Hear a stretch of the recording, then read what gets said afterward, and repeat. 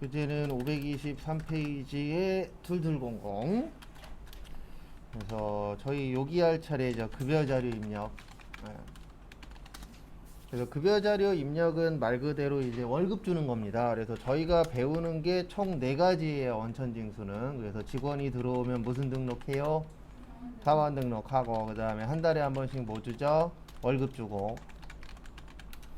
그 다음에 요거는 교재 끝쪽에 있는데 원천징수 이행상황 신고서라고 해서 한 달에 한 번씩 뭐 하셔야 돼요? 세금 신고하셔야 돼요. 그 다음에 1년에 한 번씩 뭐예요? 연말정산. 그래서 순서는 이렇게 되어 있습니다. 그래서 거기 보시면 사원 강경님의 2021년 6월분 급여 내용은 다음과 같다. 수당 등록 및 공제 항목을 추가하여 6월분 급여 자료 입력을 하시오. 그래서 급여 자료 입력 나오시면 일단 요게 기억나셔야 돼요. 비과세. 그래서 비과세의 뜻이 뭐죠? 뭐 안 내는 거예요? 세금 안 내는 거예요. 그래서 과세가 세금 내는 거고 비과세는 세금을 안 내는 거라고 했었죠. 그래서 보시면 첫 번째로 식대. 그래서 식대는 음식물을 별도로 제공받지 않은 경우.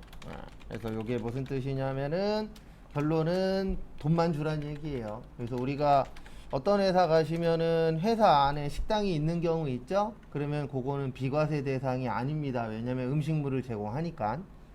근데 이제 밥값만 주고 매번 나가서 사 먹는 회사들이 있어요, 없어요? 있죠. 그런 회사들은 뭐가 되는 거예요? 비과세. 그리고 이제 둘 다 있는 회사 있어요. 밥도 주고 돈도 줘. 그러면 밥 주는 것만 비과세고 돈 받는 건 세금을 내셔야 됩니다. 둘 다 혜택을 주진 않아요. 그래서 둘 중에 하나인데 일반적으로 저희 시험 볼 때는 밥을 안 주는 경우, 밥 안 주고 나가서 사 먹을 때. 근데 얘는 아마 몇 년 안에는 바뀔 것 같아요. 왜냐면 지금 10만 원이면 하루에 5천 원이죠. 5천 원 갖고 먹을 게 없어요. 무슨 맨날 24시 편의점 가갖고 도시락만 사 먹을 수도 없잖아요. 요즘 김치찌개도 웬만한데 6, 7천 원인데 최소. 평양냉면이 15,000원인가 18,000원이라면서요. 먹어본 적은 없는데 물가 얘기 나올 때 요즘 평양냉면 얘기가 가끔씩 나와요. 한 그릇에 15,000원, 18,000원 한다고. 엄청 비싸더라고요.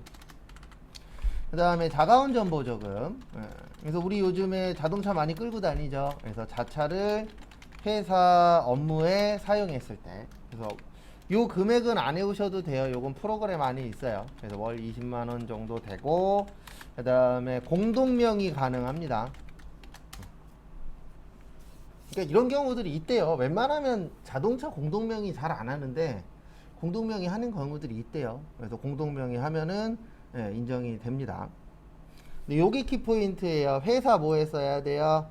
업무에. 그 다음에 육아수당. 육아수당은 6세 이하의 자녀가 있으셔야 돼요. 그래서 월 10만. 그래서 이렇게 세 가지는 외우시고 나머지는 프로그램 하면서 익히시면 돼요. 그리고 제가 모를 때 쓰는 방법도 알려드릴 겁니다. 우리가 전부 다 기억날 수가 없잖아요. 구조상. 뇌구조상 다 기억나면은 머리가 많이 아프니까. 그래서 그런 게 있어요. 너무 기억이 잘 나도 머리 아파요. 저 예전에 잠깐 그런 적이 있었는데 너무 잘 들려서 힘든 적이 있었어요. 진짜로. 이게 뭐 울려서 들린 거긴 한데 버스 타고 제일 뒤에서 자려고 기대고 기대고 있었는데 앞에서 버스 기사분하고 아줌마하고 대화하는 소리가 이게 울려갖고 들리는 거예요. 그때 진짜 미치는 줄 알았어요. 한 번 더 그러면 병원 가려고 그랬는데 다행히도 한 번으로 끝나서. 그래서 우리 TV 같은 거 보면 어떤 사람 너무 잘 들려서 이렇게 정신병에 걸리는 것들 있잖아요. 그게 가능한 얘기더라고요. 그래서 듣고 싶은 것만 들어야 되는데. 여기로 와주세요. 원천징수.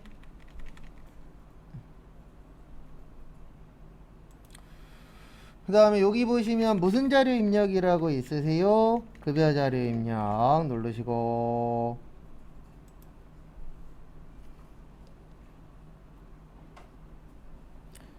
그 다음에 보실게 여기 좀 눌러주세요. 지급일자. 원래는 이거 하면 안 돼요.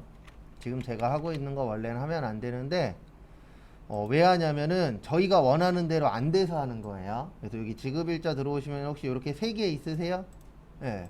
이걸 다 지울 거예요. 왜 지우냐면 이게 지금 시스템을 알바생이 잘못 입력해 놔갖고 안 맞아요, 뭔가가. 그래서 원래는 지우면 안 됩니다. 왜냐면 이거 지우면 월급자료 다 날라가는 거예요. 여기 밑에 보시면 뭐 있으시죠? 삭제 있으시죠? 눌러주세요. 그래서 눌러서 3개 다 지워주십시오.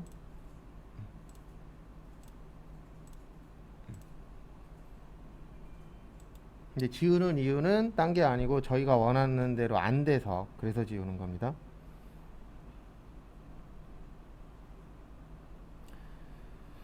그 다음에 같이 한번 보도록 하겠습니다.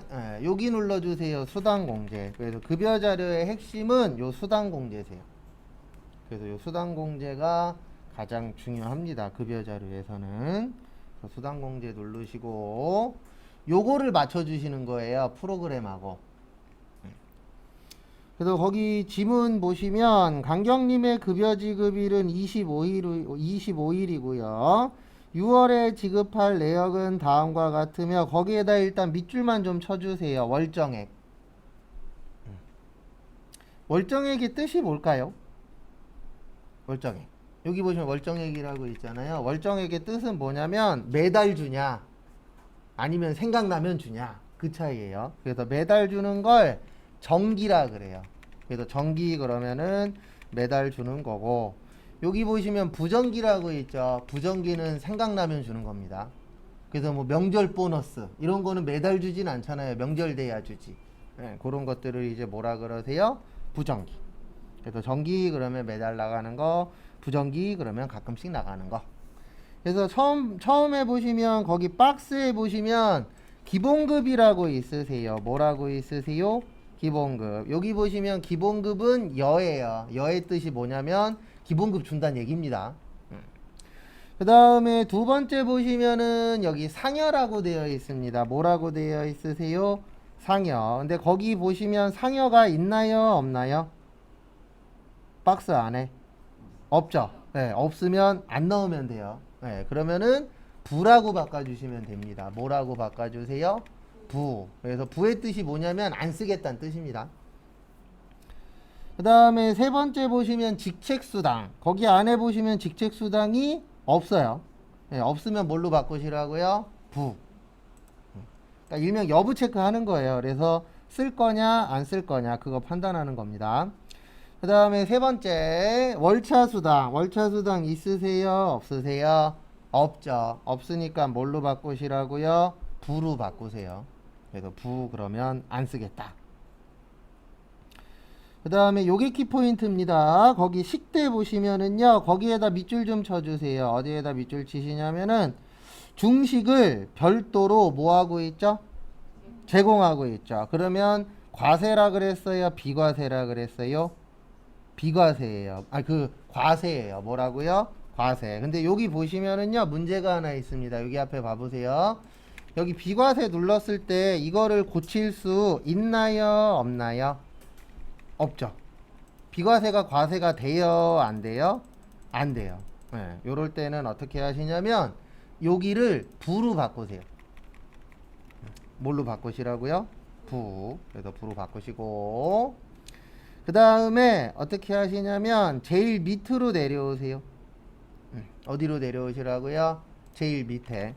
그래서 여기 제일 밑에 보시면은 과세라고 있습니다. 뭐라고 있으세요? 과세. 그래서 과세로 바꿔주세요. 바꿔주시고, 그 다음에 여기에다가 뭐라고 치세요? 식대. 이렇게 치면 돼요.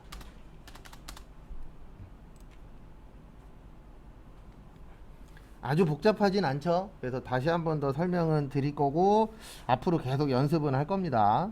그래서 뭐냐면 한 번 더 설명을 드리면, 여기 위에 보시면 식대가 지금 비과세로 되어 있죠. 근데 얘가 과세로 안 바뀌어요. 프로그램 특성상. 그러면 요 밑에다 얘를 부로 바꾸고 요 밑에다가 뭘로 바꿔주세요? 과세로. 그 다음에 식대, 그 다음에 그러면 여는 쓰겠다란 뜻이죠. 그 다음에 지금 저희가 식대까지 했어요. 어디까지 하셨어요? 식대. 그 다음에 거기 보시면 자가운전 보조금이라고 있습니다. 무슨 운전 보조금이요? 자가운전 보조금. 거기 밑에 보시면 이렇게 쓰여 있어요. 자가운전 보조금은 본인 명의의 배기량 2000cc는 상관없습니다. 이거 왜 나왔냐면 우리가 맨날 분기할 때 cc에 빠져 있잖아요. 그래서 헷갈리라고 나온 거예요. 근데 자가운전 보조금은 cc가 상관이 있다 없다? 없다. 예, 왜 상관이 없냐면 요즘 경차 보기 쉬워요 어려워요? 어려워요. 예, 만약에 이거 cc로 막아 놓으면은 혜택 받는 분 그렇게 많지 않습니다. 요즘엔 직원분들 중에서도 외제차 끌고 다니는 사람들 많잖아요. 예, 과거하고는 다르기 때문에. 그 다음에 거기 밑에 보시면 업무에 사용하고 있대요. 어디에 사용하고 있대요? 업무에 쓰고 있으니까 자가운전 보조금은 비과세가 맞아요. 그래도 여기 보시면 비과세에 자가운전 보조금 있으시죠? 그럼 거기를 뭘로 바꿔주세요? 여로 놓으시면 돼요. 여는 쓰겠다 그 뜻입니다. 그리고 거기 보시면 야간 근로수당이라고 있으실 거예요. 이건 나중에 한번 더 설명드릴 건데 야간 근로수당은 무조건 여로 넣으세요. 야간 근로수당이 만약에 시험에 나오면 무조건 여로 넣으세요. 그리고 여기 밑에 보시면 야간 근로수당의 조건이 나와 있어요. 여기 밑에 보시면 야간 근로수당은 전년도 총 급여액이 얼마시래요? 예, 3천만원 뭐요? 이하. 그 다음에 월정액 얼마요? 210만원. 예, 요거에 맞아야만 뭐가 되는 거예요? 비과세가 되는 겁니다. 그래서 그거 좀 봐두시고. 거기 내용 있으시죠? 예, 그런 거 잘 봐두세요.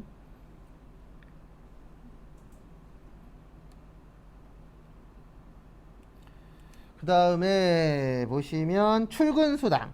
예. 거기 안에 보시면 출근수당 있나요? 없나요?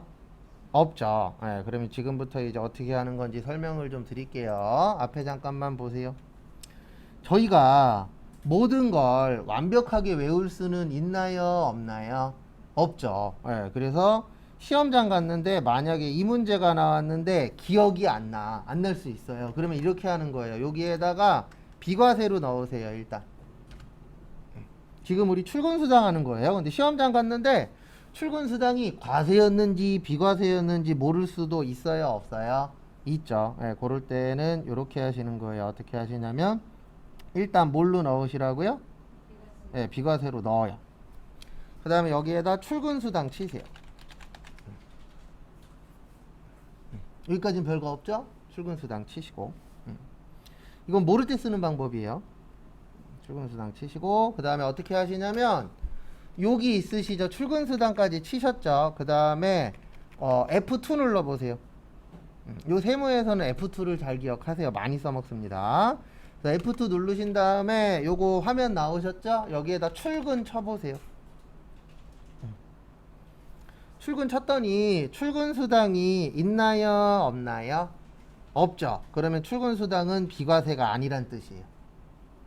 다시 설명드릴게요. 이거는 모를 때 쓰는 방법이에요. 모를 때는 무조건 여기에서 비과세로 잡으세요. 그 다음에 명칭 치시고 그 다음에 여기에서 F 몇 누르시라고요? F2 누르신 다음에 출근수당 쳤더니 있어요? 없어요? 없죠. 네, 없다는 얘기는 비과세다 비과세가 아니다 비과세가 아니다 라고 이해를 해주시면 됩니다.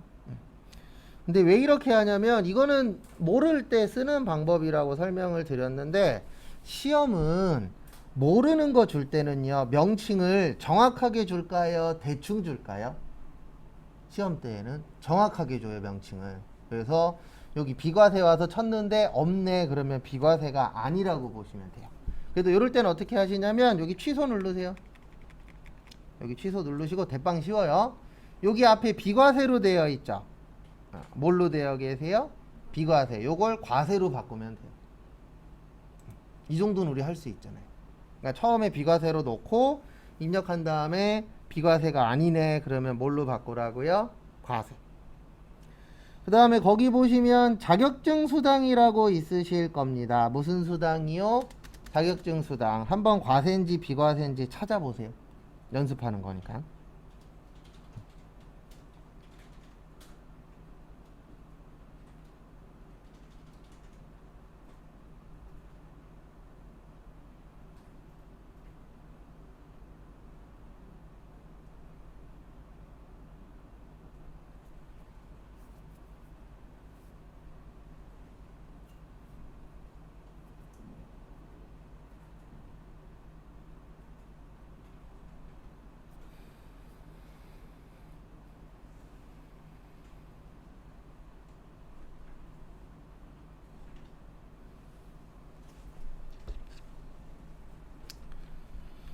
그래서 결론은 이렇게 하시면 될 것 같습니다. 여기 일단 비과세 가서 무슨 수당이라고 쳐보시라고요?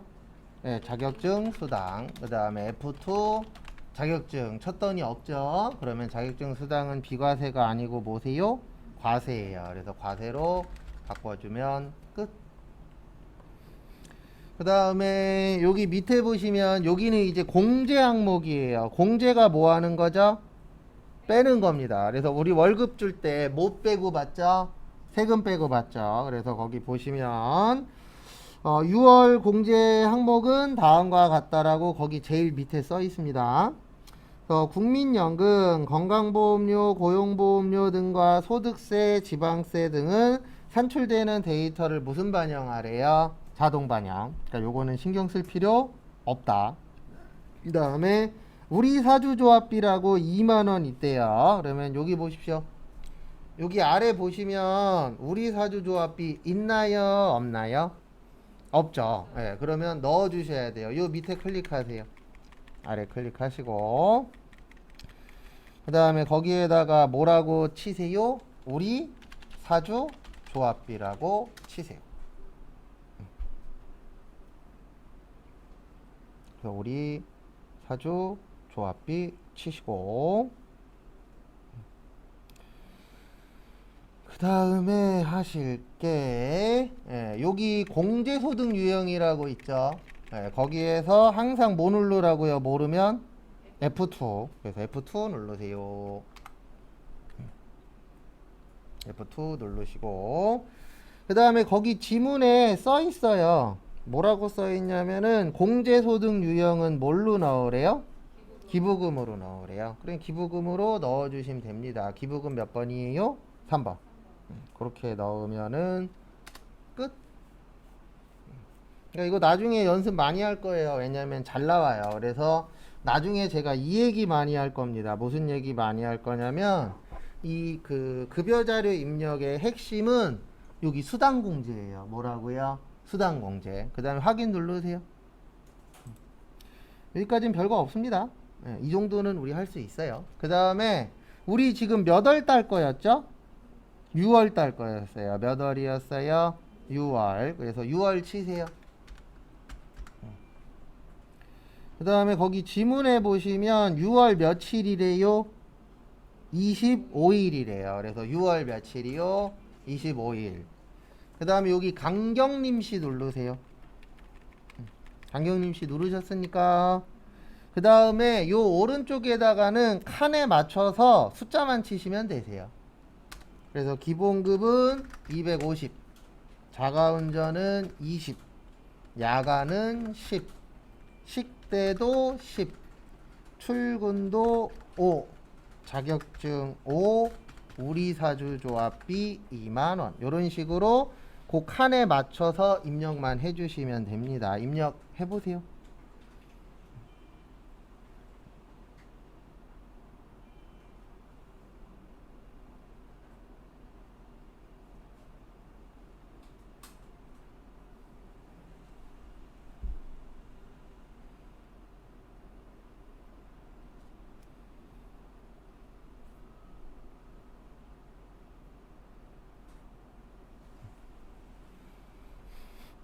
그러니까 요게 시험 문제 만약에 나오면 입력 때문에 틀릴 분은 많진 않아요. 대부분 뭐 때문에 틀리냐면 우리 잠깐 연습했었던 그 수당 공제 있죠.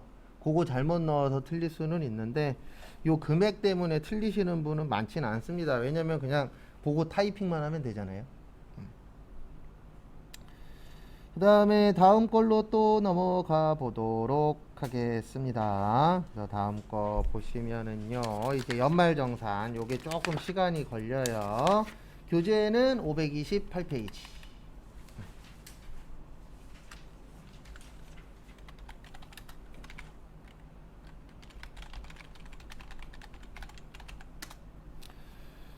그래서 지금부터 이제 연말정산을 같이 보도록 하겠습니다. 그래서 우리가 1년에 한 번씩 무슨 소득만 있는 분들이요? 근로소득만 있는 분. 근로소득만 있는 분들은 1년에 한 번씩 뭐를 하세요? 연말정산이라는 이 부분을 해줍니다. 해주는데 요게 이제 시간이 조금 걸리는 문제 중에 하나세요. 그래서 같이 한번 보도록 하겠습니다. 그래서 앞에 보시면 거기 지문 먼저 볼게요. 528페이지 지문 먼저 보시면 사원 황진기에 2020년 소득에 대한 연말정산이래요.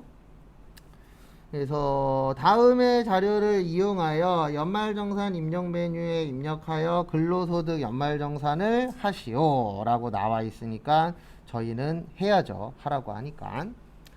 그래서 앞에 보시면 황진기죠. 여기로 와주세요. 여기 연말정산 추가 자료 입력. 연말정산 추가 자료 입력에 오셔서 뭐를 하시냐면은 거기 보시면 사원번호가 어떻게 되죠? 네, 2103 치면 돼요. 2103 치고 엔터 치면은 황진기라고 나오시죠? 그래서 거기 첫 번째 보시면 교재 보시면 현근무지라고 있습니다. 무슨 근무지요? 현근무지. 현근무지의 뜻이 뭐죠?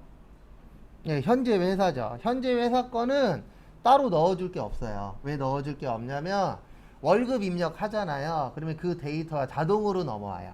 그래서 요건 넣어주실 필요 없고, 그 다음에 종전근무지라고 있습니다. 요건 왜 필요하냐면 우리 소득세의 과세기간 어떻게 된다 그랬죠? 1월 1일부터 12월 31일까지라고 했었죠. 그 다음에 신고 및 납부는 내년 5월 31일까지.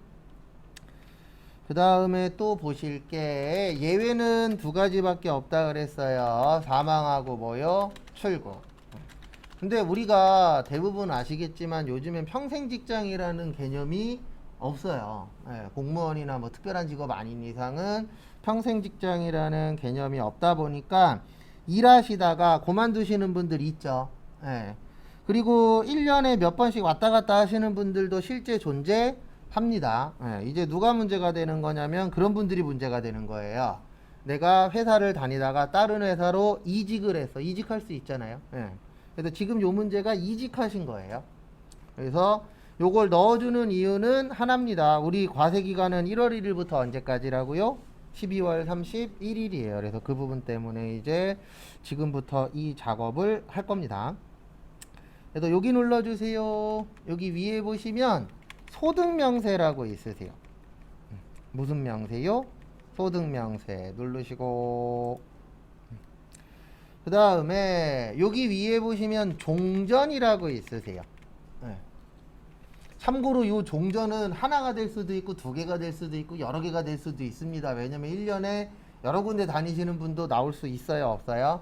있죠. 그리고 작년 거는 필요 없어요. 올해 것만. 작년 건 필요 없습니다. 그러니까 올해 신고할 부분에 대해서만. 그래서 거기에다가 주 한밭상사 치세요. 주 한밭상사 치시고, 그 다음에 사업자 등록번호 치세요. 120811116 이라고 거기 써 있습니다. 교재에.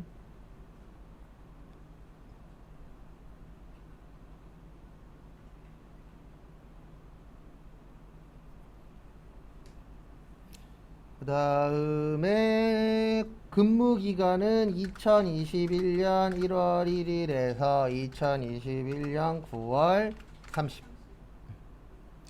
그리고 이거 만약에 이렇게 시험 문제 나오면 이거 모두 정답이에요. 왜냐면 거기 지문에 보시면 혹시 2020년 소득이라고 써 있나요? 위쪽에. 제 건 2020으로 되어 있는데 지문에. 그렇게 써 있으면 이건 모두 정답이에요. 왜냐면 지금은 몇 년도예요? 2021년도죠. 그래서 진짜 이렇게 나오면 모두 정답입니다. 참고로.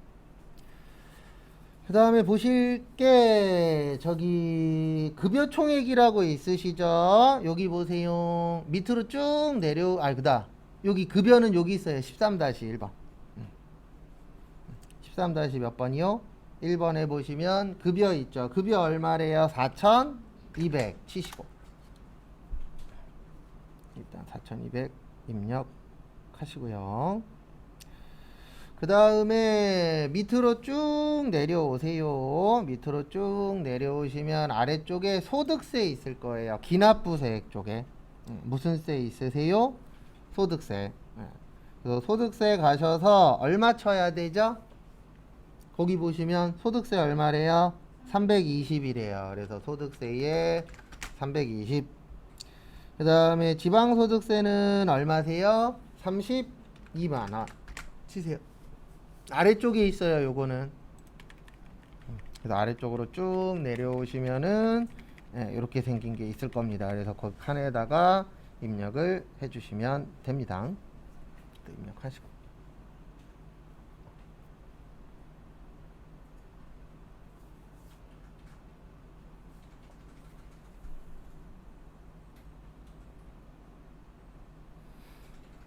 여기까지 되셨죠? 그래서 뭐 여기도 특별한 거는 없습니다. 그래서 참고하시고. 그 다음에 이제 연말정산을 할 건데요. 앞에 잠시만 보세요. 우리 외운 것 중에 이거 있었죠. 나이 그러면 몇 세 이하? 20세 이하. 몇 세 이상? 60세 이상. 요거 진짜 중요합니다. 우리 시험 볼 때. 그 다음에 나이 무관 그러면 배우자, 장애인, 기초생활, 수급자. 그 다음에 소득 그러면 소득금액 100만원 이하, 그 다음에 총급여 500만원 이하, 근로소득금액 150만원 이하, 이자배당 2천만원 이하, 기타 소득금액 300만원 이하. 이거 가지고 연말정산 하는 거예요. 그래서 요거 확실히 숙지를 하셔야 됩니다. 그래서 거기 보시면 첫 번째로 교육비 있어요. 무슨 비 있으세요? 교육비. 그래서 제가 초반에 이거 많이 써드릴 겁니다. 교육비는 나이는 상관없고요. 소득은 확인을 하셔야 돼요. 그러니까 제가 X라고 쓴 거는 신경 쓸 필요가 없다는 뜻이에요. 그래서 신경 쓸 필요가 없고 동그라미라고 쓴 거는 신경을 써야 된다는 뜻입니다. 근데 왜 교육비는 나이가 X냐면은요. 우리 제일 많이 들어가는 교육비 중에 하나가 대학교잖아요. 근데 대부분 대학교 들어가면은 몇 살 넘죠? 20살 넘죠. 그래서 만약에 이거를 20살 넘으면 안 돼. 그러면은 교육비 공제라는 게 필요가 없는 거나 마찬가지죠. 왜냐면 제일 많이 들어갈 때 안 빼주니까. 그 다음에 본인만 대학원 가능해요. 그러니까 법에서는 대학원은 네 돈으로 가라. 부모님한테 지원받지 말고. 그래서 만약에 지원을 해주셔도 교육비 공제 100원도 안 됩니다. 대학원은. 그러니까 누구 거에는 된다고요? 내 거에는 돼요. 근데 남의 거에는 못 받아요. 그러니까 자녀분들 대학원 이렇게 지원해 주시거나 아니면 이제 배우자분 대학원 지원해 주는 거는 안 됩니다. 그 다음에 이분들 거 안 돼요. 직계 존속. 부모님 거 안 되고 부모님 건 유일하게 장애인 교육비만 가능합니다. 시험 문제는 어렵지 않은데 뭐 이렇게 기억해야 될 게 좀 많아요. 왜냐면 시험이다 보니까 이런 부분들을 기억하냐 못하냐 이게 시험 문제잖아요. 그 다음에 또 보실 게 외국 교육비 가능해요. 유일하게 외국에서 쓴 거는 교육비만 가능합니다. 나머지 다 안 돼요. 카드든 뭐든 다 안 돼요. 유일하게 요 부분만 된다라는 거 참고하시고.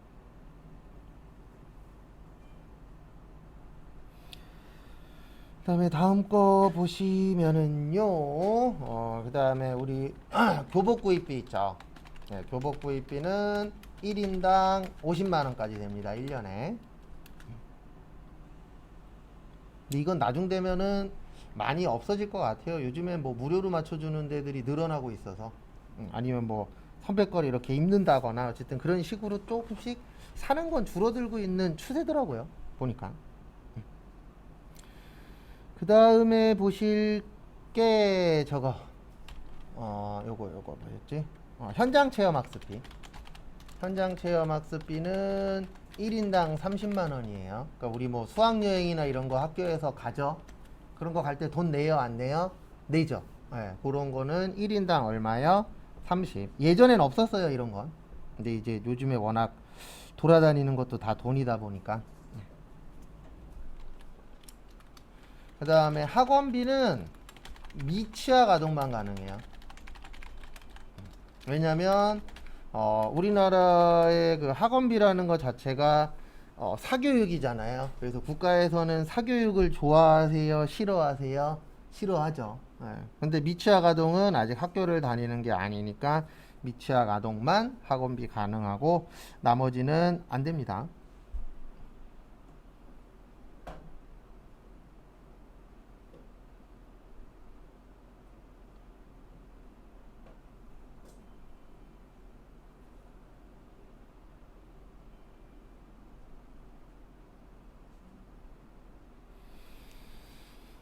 그래서 거기 보면서 또 설명드리도록 하겠습니다. 거기 지문에 보시면 교육비, 따님의 무슨 교육비 있죠? 장애인 교육비 있죠. 거기에다가는 동그라미. 그래서 동그라미의 의미는 딴 거 없어요. 딸의 장애인 교육비는 연말정산이 된다 그 뜻입니다. 그래서 동그라미 해주시고, 그 다음에 보실 게 본인의 대학원은 누구 것만 된다고요? 본인 것만. 그러면 본인이니까 되는 거세요? 안 되는 거세요? 되는 거죠. 그래서 본인의 대학원은 됩니다. 그래서 결론은 둘 다 뭐예요?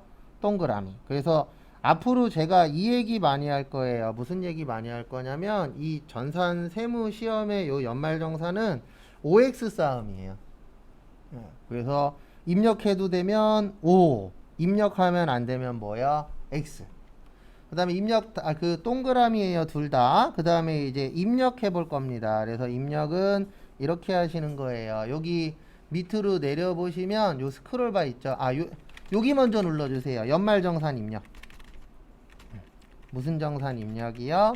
연말정산 입력 눌러주세요. 거기 누르시고, 그 다음에 하실 게 여기 밑으로 내려보시면 여기 62번에 몇 번이요? 62번에 뭐라고 있으세요? 교육비라고 있어요. 무슨 비라고 있으세요? 교육비. 거기에 누런색으로 색상 들어가 있죠. 요게 뭐냐면 이 안에 메뉴가 또 있다라는 힌트예요. 거기에서 더블 클릭하시거나 아니면 숫자를 치시면 이렇게 메뉴가 또 떠요.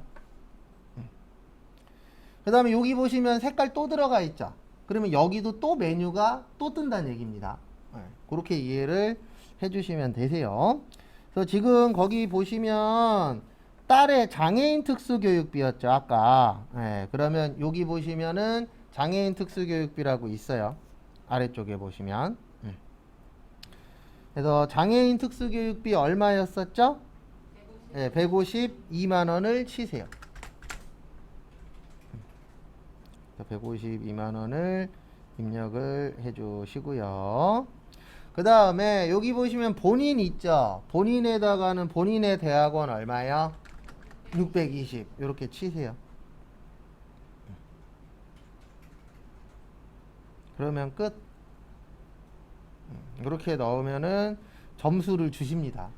근데 이렇게 이해하시면 돼요. 거기 보시면 교육비, 의료비에서 나눠져 있죠?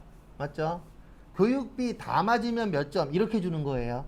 교육비 둘 중에 하나 맞으면 몇 점 이렇게 주는 게 아니고 부분 점수를 주긴 주는데 어떻게 보면 그 항목별로 줘요. 교육비 다 맞으면 몇 점, 의료비 다 맞으면 몇 점 이렇게 주는 거지.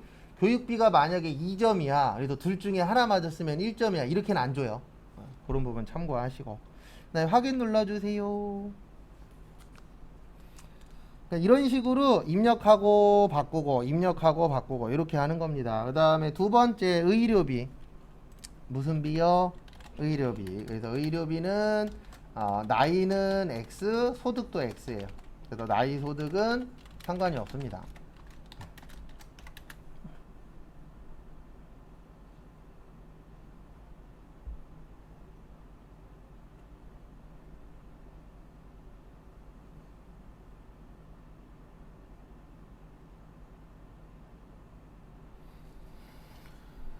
그 다음에 보실 게 의료비. 의료비에서 저기 미용 목적 성형수술 안 되고요. 그 다음에 건강증진식품 안 돼요. 이 두 가지 되게 잘 나옵니다. 그래서 안 되는 거 특히 잘 좀 봐두시고요. 얘네 둘 안 되시고, 그 다음에 시력 보정용 안경하고 콘택트 렌즈 있어요, 없어요? 있죠. 1인당 50만원.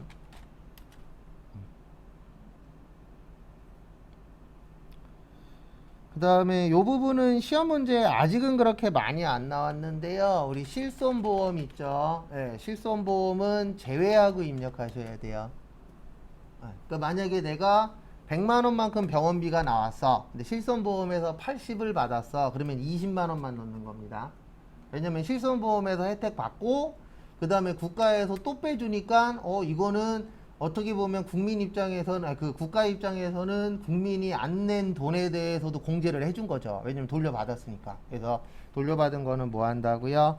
빼고 갑니다. 그 부분 참고하시고, 그 다음에 또 보실 게 요거 실손보험 빼고, 그 다음에 산후조리원 있죠. 네, 산후조리원은 총급여 7천만원 이하, 그 다음에 200만원 한도예요.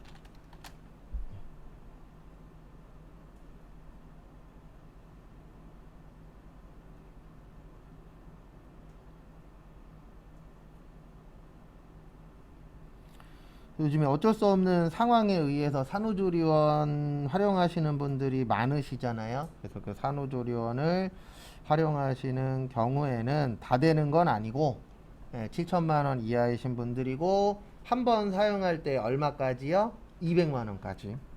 그래서 그 금액까지는 빼주겠다라고 되어 있습니다. 그 다음에 한약은 되는데 보약은 안 돼요. 왜냐면 보약은 몸보신이잖아요. 그래서 여기로 들어가요. 어디로 들어가요? 건강증진식품.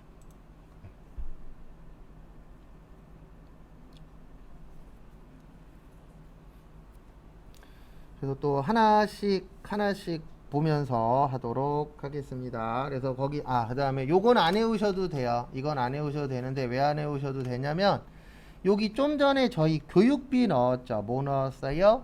교육비. 그 위에 보면은 의료비 있죠. 여기에서 더블 클릭하시면 이렇게 나누어져 있어요. 칸 다 나누어져 있죠. 그래서 제가 지금부터 쓸 거는 일명 전액공제 의료비라고 하는데 왜 또 영어로 나오냐. 이거는 안 외우셔도 지장 없습니다. 왜냐면 프로그램에 다 있어요. 그래서 저기 본인 65세 이상 장애인, 그 다음에 난임시술기 여기 있잖아요. 다 난임시술, 본인, 65세, 장애인, 건강보험 산정 특례자, 그 밖에. 그래서 그 밖에는 여기에 없는 거는 다 그 밖에다 넣는 거예요. 무슨 뭐 자녀 의료비, 배우자 의료비 이런 것들은 다 요 밑에, 형제자매 의료비 이런 것들은 요 다 밑에 넣으시면 됩니다. 그래서 거기 그 다음에 하나 또 외우셔야 되는 게 이중공제라고 있어요. 무슨 공제요? 이중공제. 이중공제의 뜻이 뭐죠? 몇 번 빼주겠다? 2번. 그래서 총 3가지가 있습니다. 하나는 의료비, 신용카드. 그래서 의료비는 꼭 뭘로 쓰시라고요? 카드로. 우리 입장에서는 국가에서 좋아하는 방법입니다. 요게. 그 다음에 두 번째 의료비 의료비가 아니라 교복 구입비, 신용카드. 그 다음에 마지막으로 미취학 아동 학원비, 신용카드. 요 3가지는 이중공제가 돼요. 나머지는 이중 안 돼요. 뭐냐면 만약에 보험료를 카드로 냈어. 그러면 보험료 공제는 되는데 카드 공제는 안 돼요. 그건 이중공제가 아니고 하나만 됩니다. 그리고 그 하나만 해줄 때는 무조건 저기 신용카드는 후순위예요. 근데 왜 후순위냐면 신용카드 공제가 얼마 안 돼요. 그래서 무조건 많이 받으시려면은 내가 만약에 저기 보험료를 카드로 긁었어. 그러면 그 신용카드 공제를 받으시면 적게 받아요. 무조건 무슨 공제를 받아야 돼요? 보험료 공제를 받아야 돼요. 그 다음에 만약에 이거는 어차피 교육비 공제가 안 되니까 취약아동 학원비는 무조건 뭘로 하시라고요? 신용카드나 아니면은 현금 영수증. 왜냐면 그때는 교육비 공제는 안 되잖아요. 근데 무슨 공제는 돼요? 신용카드 공제는 또 됩니다. 이런 식으로 되는 거 있고 안 되는 거 있어요. 그걸 저희가 가리는 연습을 할 겁니다. 그래서 거기 보시면 모친의 관절수술비라고 있으시죠? 이거 되거든요. 근데 근데 거기 보시면 이분 몇 세세요? 네, 그래서 이따 입력하실 때 몇 세에다 입력하셔야 돼요? 네, 65세에다 입력하셔야 돼요. 몇 세에다가요? 65세. 그런 거 참고하시고요.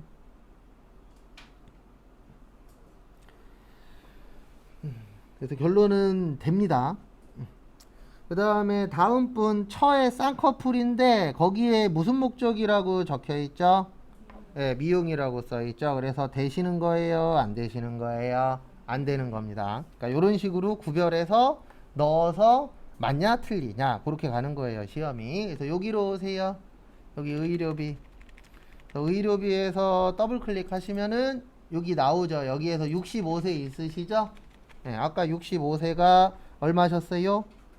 네, 165만 원을 여기에다 치면은 의료비는 끝. 신용카드는 좀 이따 신경 쓰시면 돼요. 신용카드 가셔서. 그 다음에 확인. 그러면 의료비 끝. 그 다음에 이제 누구 하실 차례예요? 보험료. 네. 그리고 여기 보세요. 요렇게 외우시면 돼요. 보험료는 동그라미거든요. 보험료는 둘 다 동그라미예요. 근데 아까 의료비는 뭐였었죠? 의료비. 네, 의료비는 둘 다 X였죠. 그 다음에 나머지는 다 XO예요. 그러니까 외울 때 이렇게 외우시면 돼요. 요건 썼다 지울 건데 보험료는 동그라미, 의료비는 뭐라고요? XX. 둘 다 상관없다.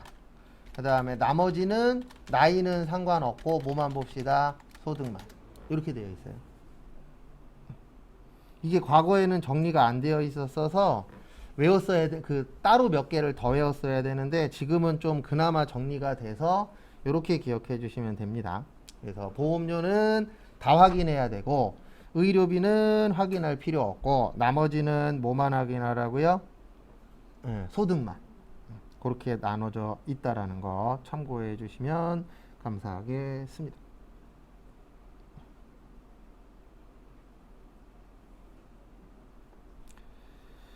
그 다음에 하나씩 또 보도록 하겠습니다. 그래서 하나씩 보시면 보험료는요, 요건 지울게요. 네, 보험료는 나이 소득 상관없고 요것만 가능해요. 보장성 보험만.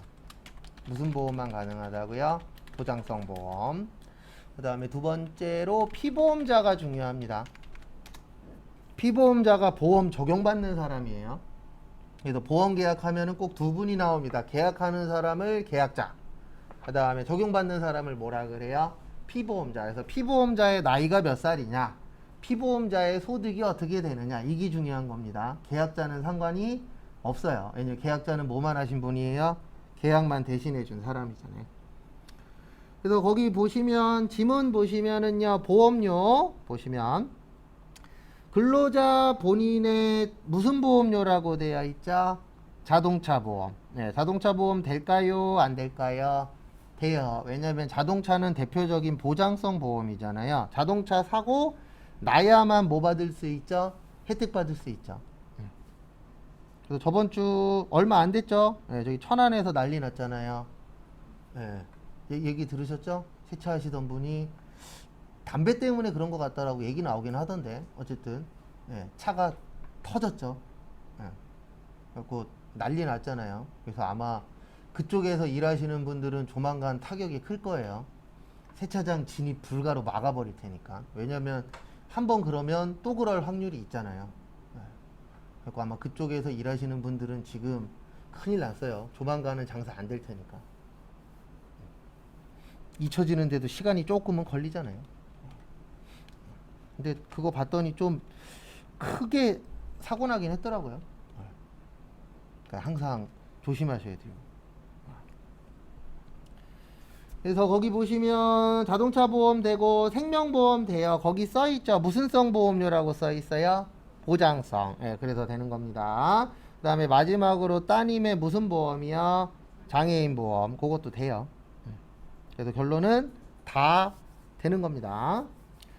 그 다음에 여기로 와주세요. 여기 보시면 여기 일반하고 장애인이라고 있어요. 일반하고 뭐라고 있으세요? 장애인. 그러면 요거는 이제 그 상황에 맞춰서 해주시면 되는데요. 예, 여기 장애인란에다가는 154만 원만 넣으시면 돼요. 왜냐면 거기 지금 보시면 장애인분 관련된 보험료가 있긴 있죠. 얼마 있죠? 154만 원. 그 다음에 장애인분과 관련 없는 게 얼마가 있냐면은 72만 원에 240 있어요. 그러면 72만 원에 240 더하면 얼마죠? 예, 312만 원 치세요.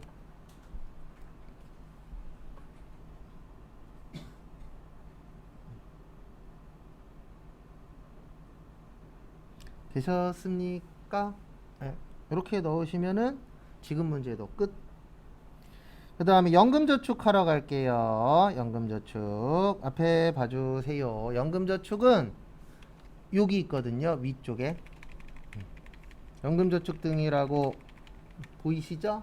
근데 연금저축 하실 때 주의사항은 하나예요. 뭐냐면 여기 위에 보시면 연금저축, 그 다음에 그 옆에 보시면 또 연금저축, 그 다음에 그 옆에 보시면 월세주택 임차라고 있으시죠. 여기는 본인 것만 돼요. 누구 것만 된다고요? 본인 거. 그런 부분 주의하세요. 그래서 한 번 더 설명드리면 여기 위에 보시면 연금저축, 연금저축, 월세주택 임차라고 있습니다. 여기는 누구 것만 된다고요? 본인 것만 돼요. 다른 분들 거는 안 된다라는 거 참고해 주시면 감사하겠습니다. 그래서 여기 눌러주세요. 연금저축. 연금저축 등 1번 누르시고 그 다음에 어떻게 하시냐면 거기 보시면 본인의 연금저축이라고 되어 있죠. 본인 거는 될까요? 안 될까요? 본인 건 돼요. 네. 그래서 이렇게 넣어주시면 됩니다. 여기 밑에 보시면 연금저축이라고 있을 거예요. 여기 밑에 연금계좌. 거기 보시면은 연금저축 1번이세요? 2번이세요? 2번이죠. 몇 번이에요? 2번. 그러면 여기에서 몇 번 눌러주세요? 2번 누르시고. 그 다음에 보시면 코드에서 F2.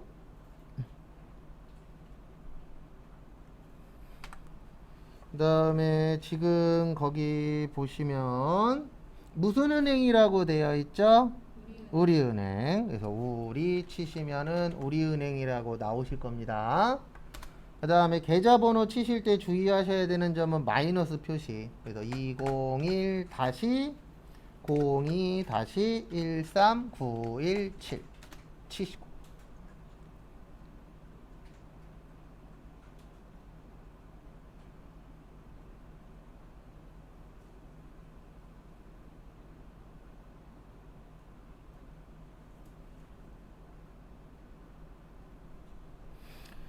그 다음에 납입 금액은 얼마요? 90. 그러면 연금은 끝. 그 다음에 이번에 해야 될 건 퇴직금인데 퇴직금은 여기 위에다 넣는 거예요. 그래서 위에다가는 무슨 연금이요? 퇴직연금 선택하시고 그 다음에 코드는 또 F2. 그 다음에 어디에요? 요번에는 삼성화재. 그 다음에 02-134-5-005221.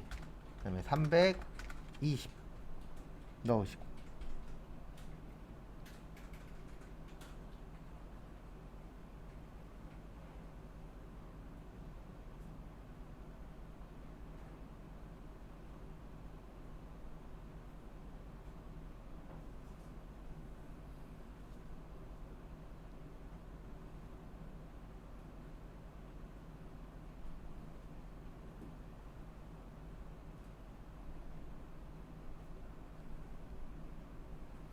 여기까지 되셨죠? 그 다음에 기부금까지만 하고 쉴게요. 그 다음에 무슨 금이라고 있으세요? 기부금. 기부금은 나이 상관없고 소득은 봐야 되고 그 다음에 여기에서 기억하셔야 되는 거는 본인만 정치자금 기부금 가능해요. 그래서 다른 거는 다 되는데 정치자금 기부금만 누구만 된다고요? 본인. 그래서 배우자가 낸 거나 부모님이 내신 거나 자녀가 낸 건 안 됩니다. 정치자금은 유일하게 누구만요? 본인만. 근데 왜 이렇게 만들어 놨냐면 정치자금 기부금이 10만 원 다 빼주거든요. 10만 원 내면. 네, 그래서 혜택이 좀 많아요. 그러다 보니까 다 줄 수는 없고 누구가 내는 것만 주겠다? 본인만. 그 다음에 총 4가지로 나눠요. 여기는 이제 정치자금 기부금이 있고요. 그 다음에 법정기부금이라고 있어요. 법정기부금은 이분들을 위해서 쓰신 거예요. 누구요? 국가. 그래서 국가를 위해서 쓴 게 법정기부금이고, 그 다음에 종교단체 기부금 있고요. 그 다음에 종교단체 외 이렇게 나누어집니다. 총 4가지로. 그래서 정치냐, 법정이냐, 종교냐, 종교단체가 아니냐. 그 다음에 기부금이 안 되는 거 있어요. 대표적으로 뭐가 안 되냐면 시험 문제는 지금까지 총 3가지 나왔어요. 종친회, 동창회, 노인정. 근데 이런 거는 왜 안 되냐면 종친회나 동창회나 노인정 이런 것들은 다 친목단체예요. 그러니까 무조건 다 되는 게 아니에요. 여기에서 말하는 기부는 좋은 일에 쓰는 거에 되는 거지. 대부분 종친회, 동창회, 노인정은 자기들을 위해서 쓰죠. 네, 그래서 그런 것들은 인정을 못 해주겠다. 왜냐면 이거는 기부를 해도 이 안에서 쓰는 게 엉뚱한 데 쓰이죠. 그 부분 참고하시고.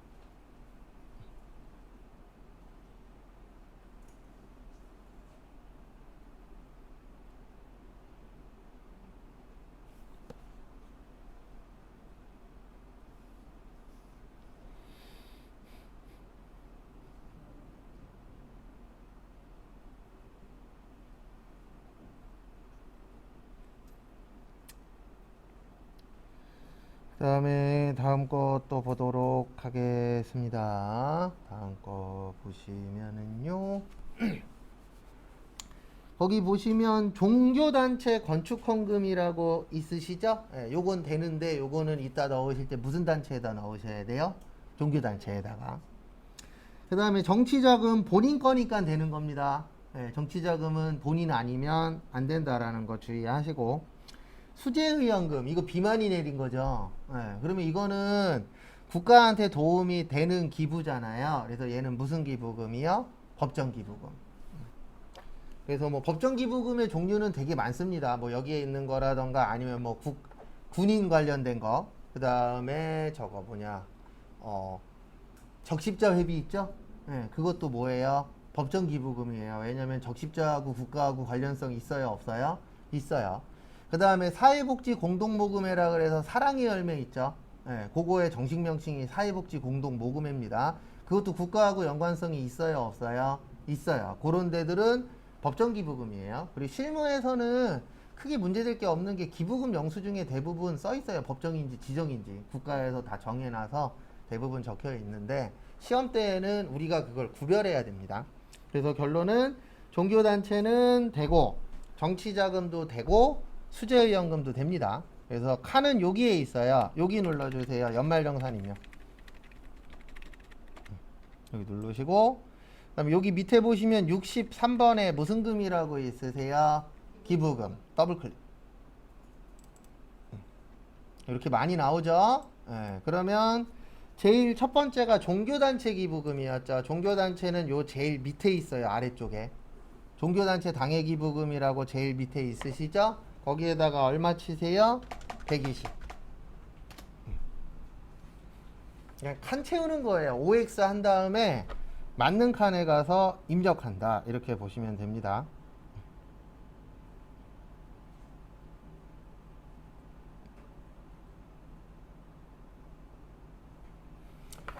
됐으니까 그 다음에 두 번째 여기 키포인트예요. 정치자금은 여기 보시면 요 위에 칸은 10만원까지만 넣는 거예요. 얼마까지만이요? 10만원. 그래서 위에는 10, 밑에는 40 이렇게 나누어서 넣으셔야 돼요.